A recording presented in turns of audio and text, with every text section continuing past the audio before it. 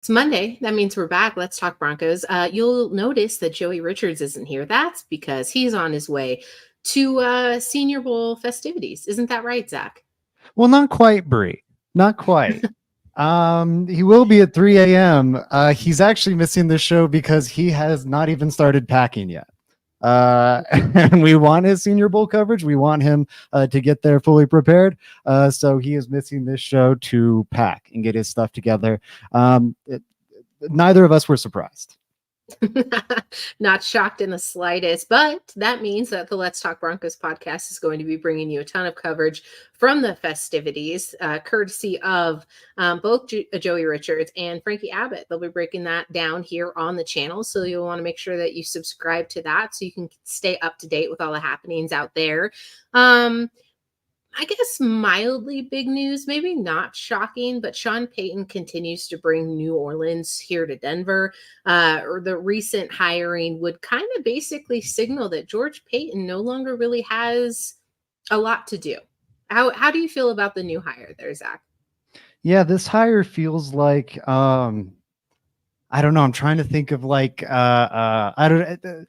Sean Payton's got his guy in there now. And I feel like it's only a matter of time before he swaps them out. Like I heard a nature fact recently about cuckoo birds. They'll like put their babies or like their eggs in the nests of other birds, and the cuckoo will kind of pretend to be one of those birds and kind of just steal the food and eventually push the other babies out of the nest.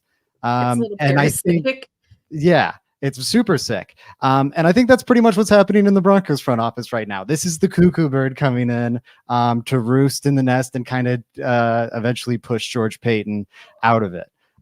Maybe that's not the way this ends up going, but boy, it feels like the writing's on the wall. It feels like if the Broncos have a bad year this year, George Payton's going to be the next head to roll. Absolutely, I think that's the case. You joke, Jacobs 893. He should just trade for Taysom Hill already.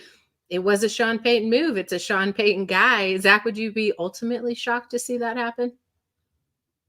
Fuck, damn it. No, I wouldn't be that shocked. I would love it.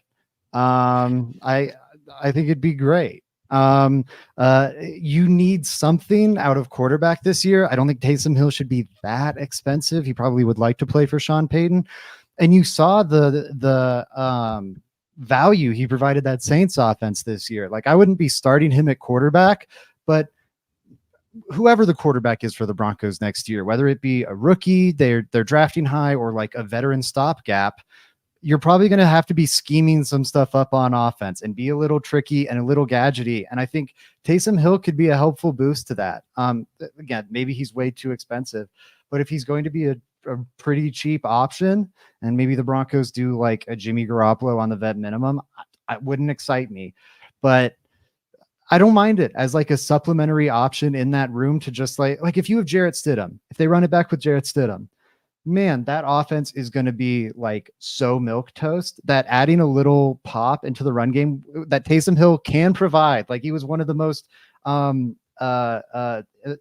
runners in the league this year on a like per snap basis. I don't know. I don't hate it as long as the price is right. What would you hate? What is the option out there that if the Broncos made the move on, you would just vehemently, maybe even start a petition against it? Ooh, I'm going to anger some fans of the show. Michael Penix at 12. Or really in the first round at all. I think that's horrible. Like he's an older pick. I don't think he's like, especially, I don't think he's a plus athlete on the NFL stage, and he's got horrible medicals. And there's plenty of questions with the tape too, in terms of like, how does he throw when he's moved off his spot? I think there is legit accuracy questions. The completion percentage numbers are good, but he had he was throwing to 3 NFL receivers. It's like Mac Jones with the Waddle, Judy, and all them. So I don't know. I wouldn't love that. If they give Jimmy Garoppolo anything but the vet minimum, I'd hate that too. The Jimmy Garoppolo thing, I'm kind of seeing the writing on the wall there, and I think they might go that route just because they can get him for the vet minimum, and that might be appealing given their cap situation. But but that's about if they give him like $5-10 million, anything above the vet minimum, I'm going to be so annoyed because that's the only reason you should be signing Garoppolo. I think Russ made us all a little bit gun shy there with his contract because the idea that you would go in that direction, I know it's worked out for some other quarterbacks, but it ultimately spells a shoddy bridge solution up to the standards of the current United States Transportation District of plug them in, see what happens. I had someone tag me today that they wanted to see CFL champion Chad Kelly return to Colorado. I saw somebody float the idea of a Cousins lock JJ McCarthy QB room. My head is spinning at the idea that the Denver Broncos are now just in peril. Not even in peril to the point where it's like, oh, we're on the QB carousel again, but there's some question marks that I don't think could be answered in one off season. So, yeah, any of the answers right now really don't excite me much. Maybe if Tampa Bay was willing to part with Baker Mayfield, but that would cost money that the Broncos aren't able to spend on quarterback. And I just want to see Kirk Cousins because I feel like he would scare me the least. Nick Ferguson said on Broncos Country Tonight the other night, what about Tannehill? And I know that you had strong feelings about Ryan Tannehill. Is he on the end of his illustrious career? Yeah, I don't think he's a starting caliber quarterback. Or I don't know. That's maybe a little strong. I guess why would I want him over Jimmy Garoppolo would be my counter to that. Like, why at this point in their careers, I think that's pretty much the same option, and Tannehill's going to be like 10, 15 times as expensive. So if the idea is like, let's have a cheap veteran stopgap option that can be like mature and like a good leader in the building and yada yada, and like has been part of a winning culture, I think like every case you could make for Tannehill. Like Tannehill used to have the mobility case over Garoppolo, but that's not the case anymore at his age.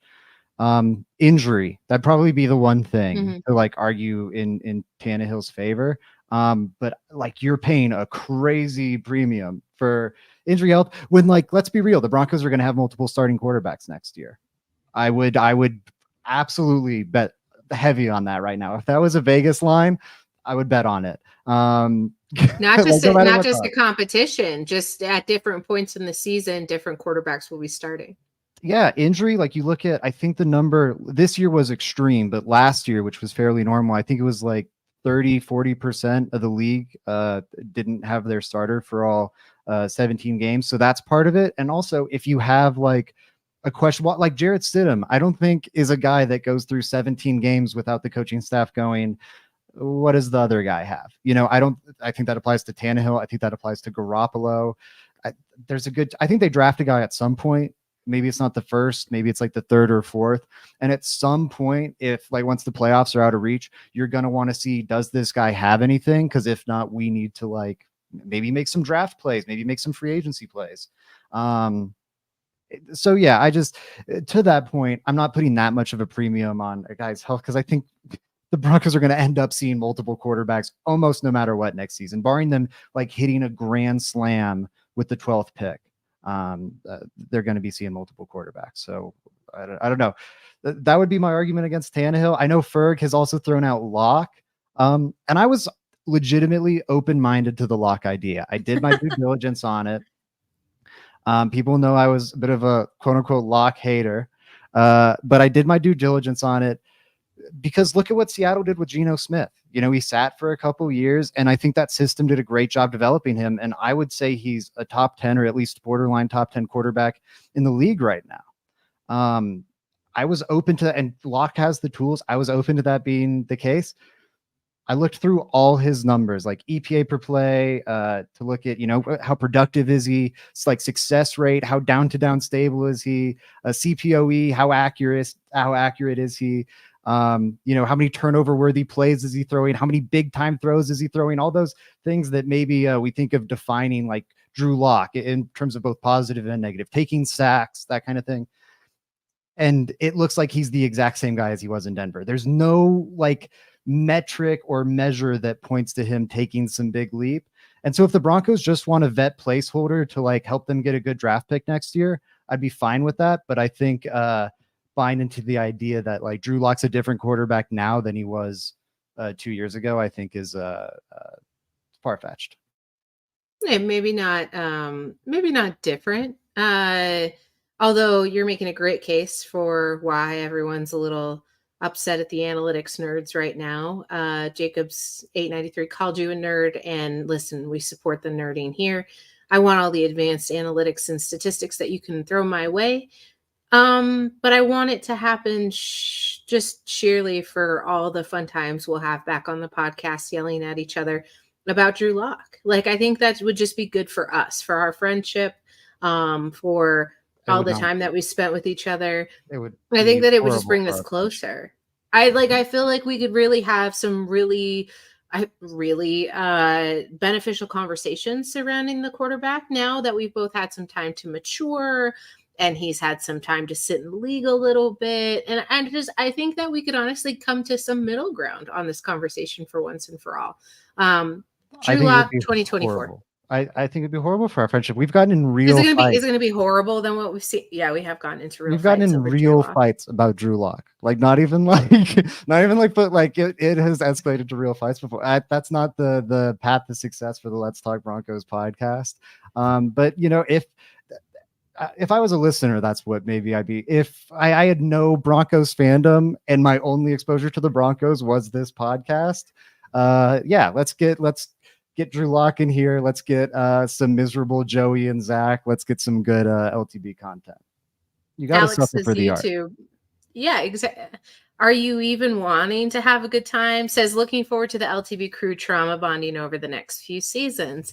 Yeah, I think that you guys get to do that right alongside us. So, Alex, just as you're doing right now by commenting on YouTube, I implore anyone watching to do the same so that we can all kind of lament on how it's looking. Now to the meat of the program. I did want to get to it fairly quickly, but I can't until I mention that the Kansas City Chiefs are in the Super Bowl again. And it's not even haterade. It's not that I don't respect what they do. I'm just honestly sick of it. And to still see some people who are Broncos fans rooting for the Chiefs, it's not a good look for the AFC West. And yeah, I get it. If the Broncos didn't want that narrative floating around, then they should win some games and get back to the AFC Championship. But I guess my thought process here is it feels worse than when everyone was really upset about the Patriots being a dynasty and continuously going to the Super Bowl. I think all of NFL fandom outside of Kansas City is sick of seeing the Chiefs, but Mahomes was able to get it done yet again and kind of in just shocking fashion. I wasn't expecting the Ravens to struggle so badly. Completely got away from the run. Zach, what do you think the contribution was there? Why did the Ravens stumble so heavily against Kansas City? I mean, I think frankly, they haven't been in this spot before.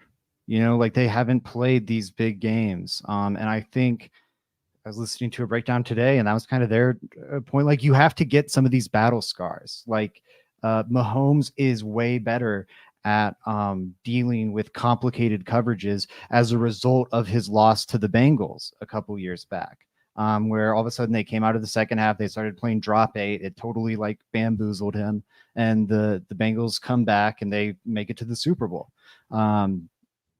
Like, I think that helped Mahomes develop. I think the Buccaneers Super Bowl helped him deal with some crazy pressure looks, some of the things that the Ravens could throw his way.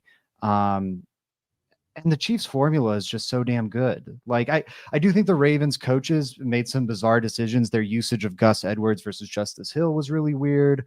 The way they went so far from the run game, like, yes, they were in a negative script, but it was not that far out of reach and they had tons of time left. It didn't make sense to totally abandon the run game, especially when, like, looking at that Bills game and coming in, you should have expected that was the weakness, was kind of like the downhill run game. And when they went to it with Gus Edwards, it was pretty effective. So it was odd they didn't go there. Yeah, my takeaway from the Ravens is just like I think they'll be better as a result of being in this spot and losing this game. And I think they're going to be around as a very competitive team in the AFC for a while. Um, and then they also need to get more weapons for Lamar Jackson. Like, they took strides this year because they added some, but down the stretch, it was like Zay Flowers. Zay Flowers was all they had. And then Aguilar made like a couple big plays, but that's like, you need more than that. That was my takeaway on the Ravens. My worry there was that it was going to change the narrative around Lamar Jackson. And imagine that the moment you woke up, it was people talking about, play like an MVP through the regular season, but not through the postseason. It's a regular season award. So I'm just kind of, I'm frustrated because I know what Lamar Jackson can do. The Ravens have a run game that I thought would carry them stoutly past the Chiefs, but the Chiefs have been here before. And like you said, I think a lot of it is due to experience. How does that affect the Broncos going forward? Is it much of the same that we've seen over the last couple of seasons? 6 trips to the AFC Championship game in the 6 years that Mahomes been the starting quarterback. It doesn't bode well for the Broncos. If he stays in the league for 12, 13 years, that's 6 to 7 more years of not being able to catch a break here in Broncos country. Yeah, kind of talking about the landscape and like the state of the AFC West. It's not good for the Broncos. I think the outlook right now, I'm not as concerned about the Chargers with Harbaugh as I think general consensus is making it out to be, or as concerned as general consensus is. But yeah, the Chiefs are a real problem. I think the best hope for Broncos country legitimately is like guys getting old or hired away. Like, if Andy Reid retires this offseason, I'm putting like no stock into that rumor. But if that somehow ends up being true, that would be a huge boost. If someone eventually decides to give Steve Spagnuolo another coaching chance, despite his Rams thing being an utter disaster, like that would be a big blow to the Chiefs. And then Travis Kelce aging out should be a blow, but they've got Rashee Rice coming along, it looks like. I just think as long as the formula for Kansas City is, we have Patrick Mahomes, who can do just absolutely insane stuff. I think he's the Michael Jordan figure of the NFL. I think he is, if I had any, like, he's the best quarterback of all time, in my opinion. Like, if we want to talk about greatness or legacy and accolades, we can go with Tom Brady, and fair, like, he deserves it. But man, it looks like Mahomes is already going to be on a pace like 6 years, and he has a chance to win 3 Super Bowls in that time. I'm betting money on him doing that. It looks like, and even if he doesn't win the Super Bowls, like if he finishes with 5 and it's like 2 more Super Bowls is what we're saying is the differentiator, I would like, he is just Wow, yeah, Zach. Are he's the you best trying to quarterback. like get emotion out of me? Like, do you want I'm me to not. snap on this lovely Monday? It's been 60 degrees here in Denver. We didn't fight over Drew Lock. You come on my show. I'm sorry, it's our show. But you come on our show and you blatantly throw out that type of disrespect. I'm not going to stand for it. I do, however, see your point. It's nothing I want to disrespect. It's annoying. Now I understand how people felt when Tom Brady was doing it. But let's let him finish his career, and we'll go back to the GOAT conversation of whether or not he is circling that tier, because I think I want to see how it plays out. And even then, you know me, I 1,000% will be biased, and I won't even stand for it. Yeah, I agree. And that's fair. Like, again, but worst case, he's the second best quarterback of all time. Yes, we have to see the career play out, but I mean, look at what's in front of your eyes here. I think like we don't have to deny at the very least, this is like the highest peak I think we've seen quarterbacking played at. And as long as that's the recipe for the Chiefs, plus they have this defense that can muck it up in the playoffs and can consider, like Steve Spagnuolo, in terms of playoff game planning, when in the playoffs, your game planning becomes more week to week specific. You're not going to be changing or making like dramatic changes in the regular season to what you do. You'll change a little for opponent. That's kind of been a differentiator for Belichick, is they're like a true game plan defense that morphs and changes week in and week out. But that's generally not the case. That changes in the playoffs. And if you look at what Steve Spagnuolo did with like those Giants teams, that talking about Tom Brady was given Tom Brady at the height of his powers all sorts of trouble. And now what he's doing with the Chiefs, I think you can make an argument he's like on the Mount Rushmore of like playoff defensive coordinators. Mhm. And man, that's a nasty recipe because Mahomes is going to make 4 or 5 insano plays every game. And that defense is going to make it very hard for any opponent to score 24, 30. And man, like that's a really good recipe for the Chiefs. Like I think year in, year out, they're going to be in this spot. I think it's going to be Patriots-esque. If they can do it this year when it seems everything's down, I think they're going to do it every year. Like losing those coaches, losing Kelsey, losing some pieces on the offensive line, maybe the offensive line declines in coming years here. Those are the only hopes I would have as a Broncos fan, if I'm being honest. And even then, I think we're in store for like a 2-decade-long Patriots-esque run. I hate to say it. I hate to hear it. Although it would be interesting. You mentioned Andy Reid, maybe not at the end of this year, but he can't be the head coach for forever. I just don't fundamentally see that happening. Let's say it's 3 or 4 more years. I guess I could potentially see the Kansas City Chiefs striking gold once again with a head coach for Patrick Mahomes. That would be a great pairing just as well. But on the note of head coaches, Andy Reid, Jim Harbaugh, Antonio Pierce, Sean Payton, if you had to right now rank the Broncos, where do they fall in the AFC West with the addition of Harbaugh, with the hiring of a respected players coach in Raider Nation? What happens now? Do the Broncos fall down the tier list? Were they even up there to begin with? Are they staying the same in your eyes? Yeah, I think it's going to be very interesting to see what Jim Harbaugh does with the Chargers. They kind of have an interesting like decision chart here coming up. And that's what's going to determine it for me. I feel good about the Broncos being ahead of the Raiders right now. That could change if the Raiders figure out quarterback. But I feel good about the Broncos ahead of the Raiders right now. I feel really good about the Chiefs being on top of the division. For me, it's kind of that like 2-3 bit. And Jim Harbaugh's a great coach. He has won everywhere he's been. But in 2011, like consensus with everyone around the 49ers organization, and this was also proven with the mass talent exodus they had and the fact that his last season in San Francisco, people forget this, his last season was 8-8. It did tail off fairly quickly. The concern, like he burned everyone out. In the NFL of 2011, I think we can all agree in terms of like what players expect from coaching in terms of rough coaching. 2011 and 2024 in the NFL are starkly different. And Jim Harbaugh was a tough sell or like a tough man to deal with in 2011.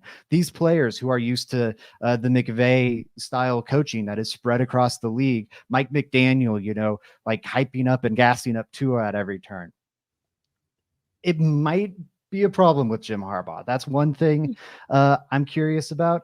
The other angle of like really the decision tree I'm getting at, because that's going to be maybe a short shelf life, are they in win now mode?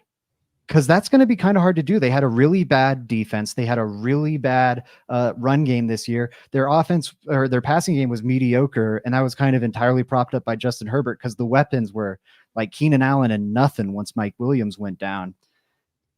And they're $40 million over the cap. So the only way to get under is like a teardown. Like you get rid of Khalil Mack, who was your best pass rusher, hurting again a pretty bad defense. You get rid of Mike Williams, who is your young hope in that on the offense in terms of weapons. So I don't know if they take a step back, I might kind of be more concerned because if Jim Harbaugh is willing to take the long view, I don't know if he can do it, but if he's willing to take the long view, I think he could build the Chargers into something. I'm hopeful they try to microwave this because I just don't think the roster's in shape to do that. He inherited the 49ers and he turned them around, but they had most of the talent in place in terms of like all pro guard Mike Iupati, all pro tackle Joe Staley, Hall of Fame running back Frank Gore. That's going to help you build that smash mouth vision that he wants to build. Those pieces aren't on the Chargers right now.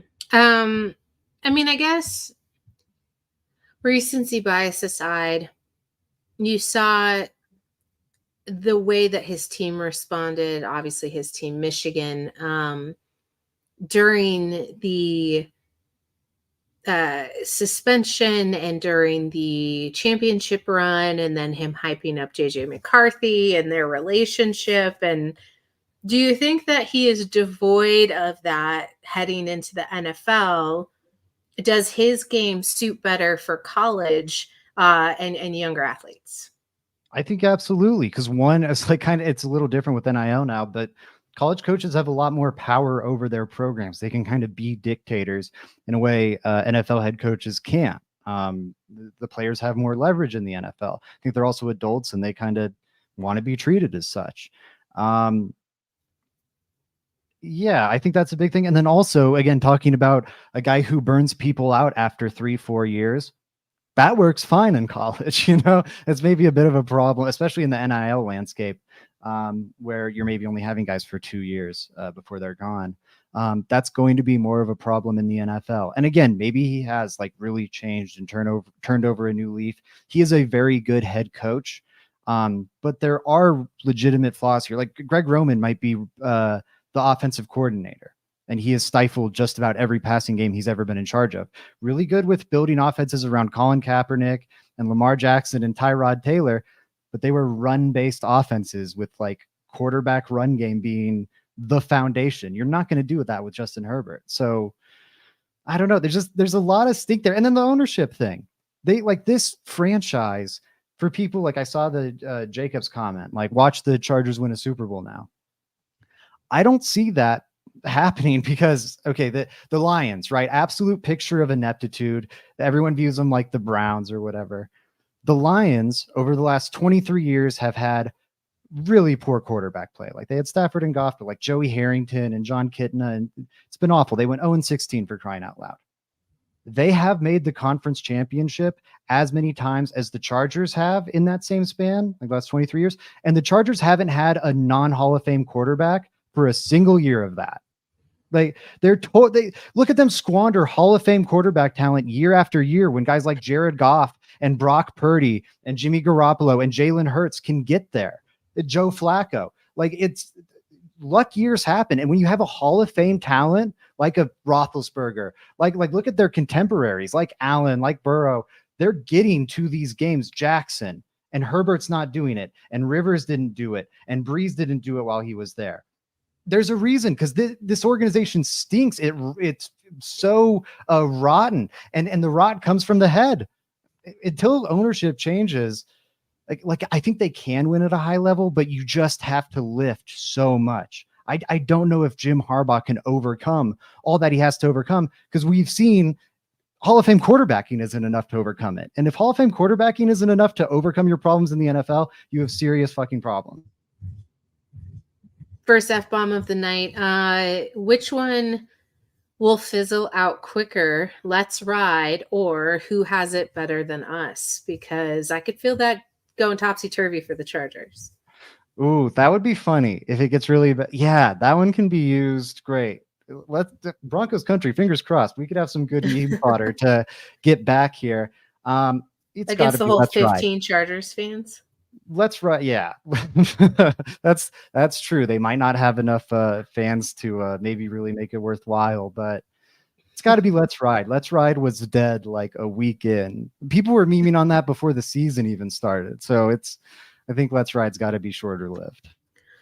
I don't have much to say about the Las Vegas Raiders, mostly because I'm petty, but also because I don't know where they go from here. I think they made the right choice. I'm actually shocked that they made the right choice in hiring Antonio Pierce. I mean, Max Crosby was getting ready to walk, basically saying he wasn't going to be there if they weren't going to hire Antonio Pierce, and they did the right thing. I'm happy they did the right thing for Antonio Pierce, but I don't want the Raiders to prosper from this necessarily. If you look at their QB room, they could potentially have Russell Wilson at some point next season. Question marks abound for me here for the black and silver. And I want to point out that a lot of this is a vantage point of a Broncos fan, but I don't know where they go from here either. Devontae Adams maybe doesn't feel like he wants to walk off the field at any point in time now. Josh McDaniels really did a number on that franchise. But do they bring back Josh Jacobs? Do they make the right calls down the road? That also might be an ownership conundrum, much like the Chargers are. How do you feel about the Raiders and their moves thus far? Really convenient, Joey Richards, for you to be in the chat when you should be packing your bags, bub. Yeah. Let's get some shirts folded, my guy. Yeah, I think the Raiders are in a tough spot right now. I mean, unless Antonio Pierce is the truth, because you look at a defense that was so bad at the start of last year, and then down the stretch, and it was more Patrick Graham than Antonio Pierce, you'd think, but they didn't change the defensive coordinator at all. And off of vibes, they turned from being like a bottom 5 defense to being a top 5 defense. Completely reinvigorated. Yeah, and maybe it was just like Josh McDaniels' culture was so bad, but you look at the roster and the talent's not really there. So I wonder if it was kind of like the Rich Bisaccia thing with the last time the Raiders made the playoffs, where like they got John Gruden out of there and it was kind of like an incredible vibe train to the playoffs. And then the very next year they were back to being kind of a disappointing subpar team. I could see that. And it's just, they're in an awkward spot right now. Like the Broncos, they're very similar to the Broncos at quarterback, where you're getting rid of this guy and eating a ton of dead cap. And you're picking, the Broncos are 12th, the Raiders are 13th. So they're like in that same spot.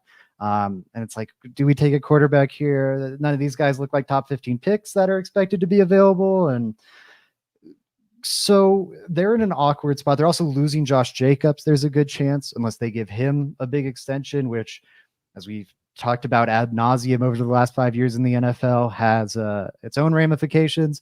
And they're set to lose 2 starting offensive linemen. So they're in a rough spot right now. I expect them to really come back to the pack next year, just because they played like a top 5 defense, and I don't see anything outside of Max Crosby that suggests this is a top 5 defense. Like they drafted Tyree Wilson 7th overall last year. He was one of the least efficient pass rushers in the NFL on a down-to-down basis. He was getting benched pretty much by the Raiders down the stretch. So I don't see where like the talent reinforcements are coming from. Yeah, I would be selling the Raiders. They have some money to spend in free agency, so maybe that's the path.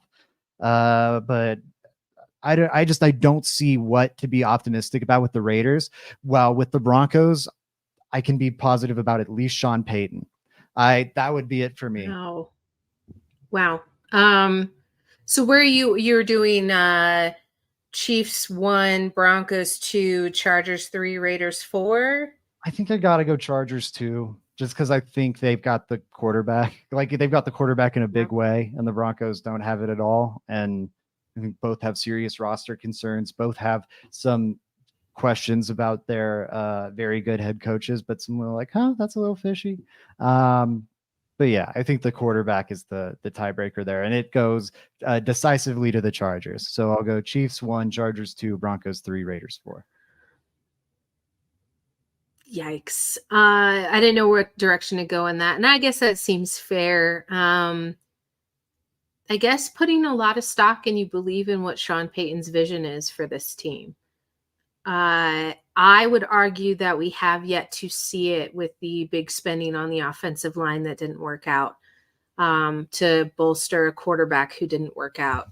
And now we're not going to be able to retain the center, and we're not going to be able to retain a lot of talent along both sides of the ball.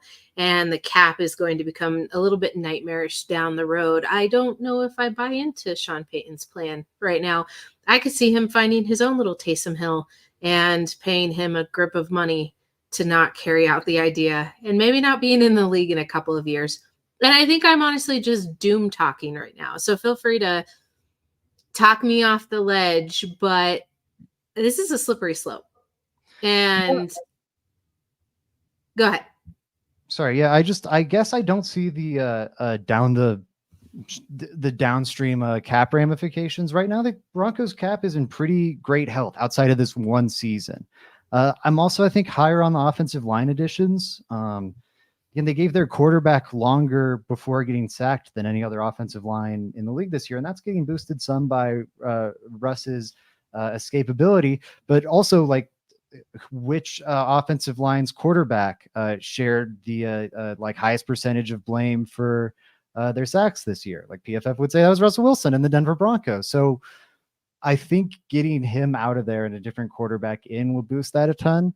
And even in the run game, like I think we did see it play. Like the vision was to try and have a steady, sustainable run game, and the deep shots play off of that. The Broncos were a solid deep shot team. The run game ended up being overall like ninth in success rate. It kind of trailed off down the stretch of the season. I think they kind of did build that. There just weren't great pieces. It was Javonte Williams off a catastrophic knee injury. It was Russell Wilson who takes huge swaths of the menu off the play caller's sheet because, okay, we can't throw over the middle. We can't throw quick game. We can't it's very difficult, I think, at that point. And then you look at the receiving talent they had to work with too. And in spite of all that, the Broncos were, I think they're like 17th, 18th overall in EPA per play. I do not think this offense's talent is like 18th. I think they're like 27th. And so I have faith in it in that regard. I think that was good. I also think, and maybe it is just the fluky turnover luck. That is something I worry about. But the fact they turned everything around from 0-4 or 0-3 with the 70-point loss and wind up, 1-5, 1-6, whatever it was, and they end up getting all the way to 8-9, or like 8-6 or so with like a pretty good shot at making the playoffs. I'm optimistic about that. Like, I think that is a hard thing to do as a head coach, to keep everyone invested and bought in. And I don't know. I have my concerns too. Absolutely. I think we've seen other coordinators do even more with like limited elements, like Stefanski with the Browns this year. But I do think we saw Peyton pay dividends this year, even if it wasn't as much as his contract and a first-round pick should suggest. But I do think we saw it pay dividends this year. Okay. Yeah.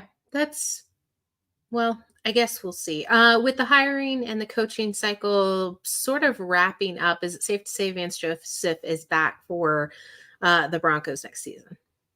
Yeah, I think the only thing that could mix that up, and I think we would have already seen some stuff moving around if this was the case, was if they were really so scared about losing Christian Parker that they ousted Vance Joseph and made him DC. I think that would be like the one potential move, and that seems very far-fetched.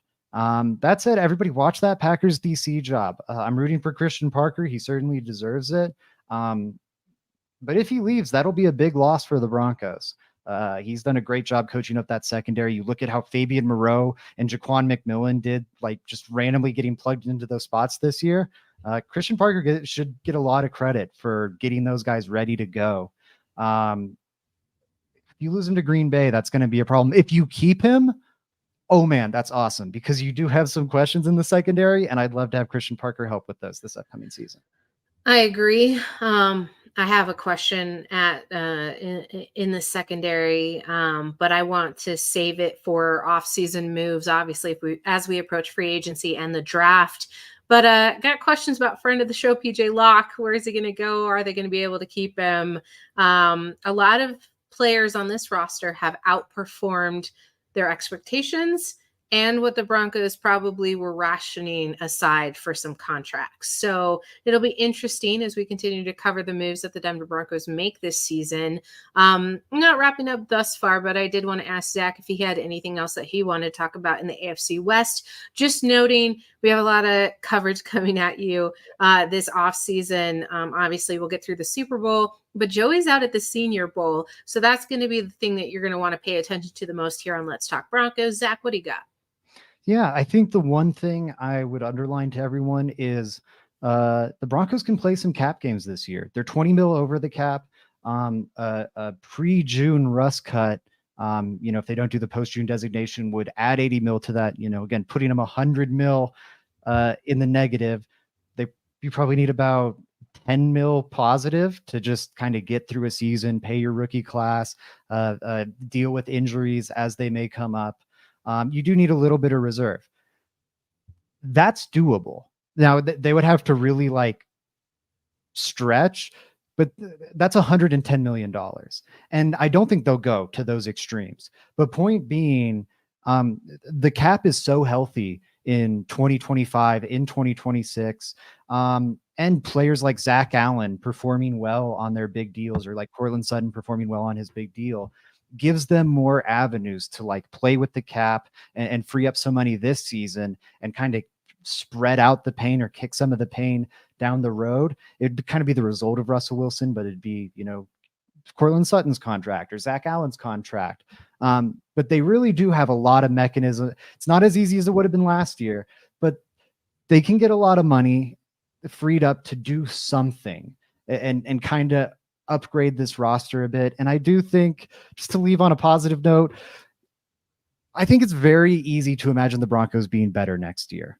I think you might get a small downgrade at quarterback, but Jarrett Stidham and Russell Wilson were identical in terms of most every metric this year. Like Jarrett Stidham's 2 games, like EPA per play and QBR and DVOA.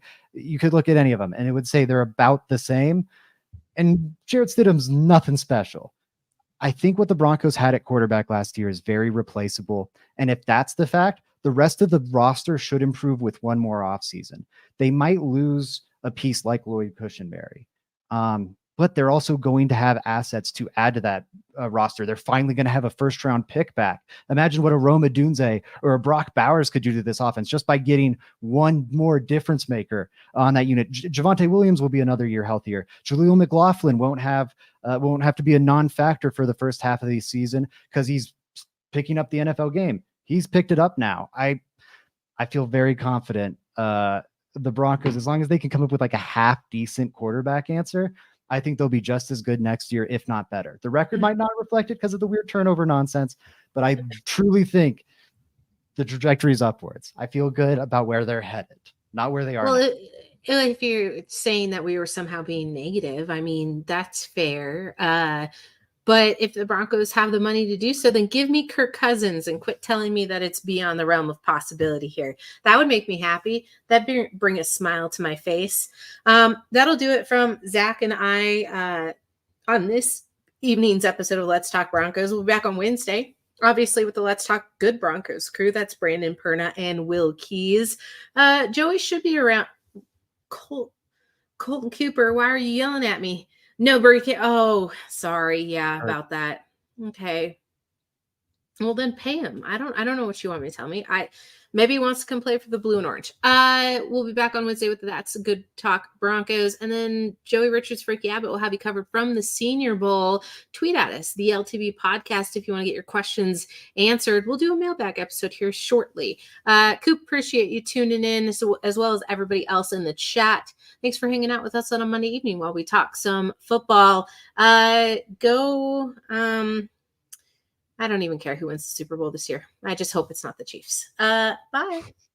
Go Niners. Brock Purdy. Go.